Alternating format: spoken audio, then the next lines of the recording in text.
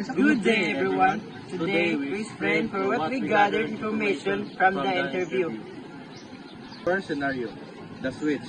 Philippa Foot, 1967. A runway trolley is heading toward 5 truck worker who will be killed.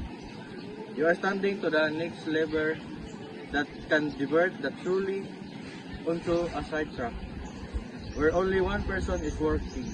Do you pull the lever, killing one to save 5, or do nothing or let them die? The first scenario, which means the switch scenario. Most students said they would pull the lever and sacrifice one person to save 5 lives. This feels like an direction action. You're directing a machine rather than directly harming someone. The second scenario, the large man or footbridge.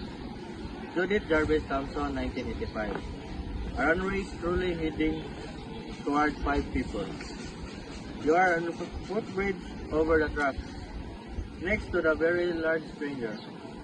The only way to stop truly is push this stranger off the bridge, killing him but saving the 5. Do you push the man to save the 5? Second scenario is the large man. All students said they would not push the man even though the number are the same, 1 life versus 5 lives. Pushing someone feels like murder because it's a direct personal act of killing. The difference lies in the psychological and moral perspective. Pulling a lever feels like killing, while pushing someone feels like international murder.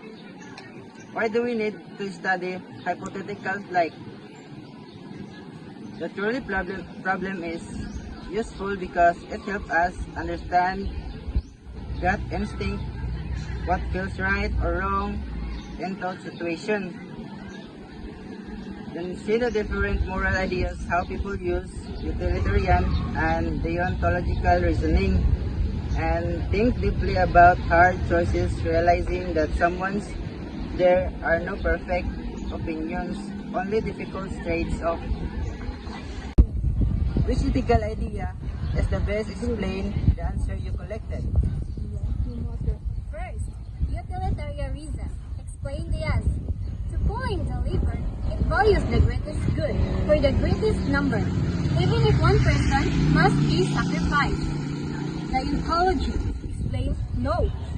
Pushing the man emphasizes moral rules, like do not kill, and believe some action are wrong no matter outcome. That's all for today, everyone.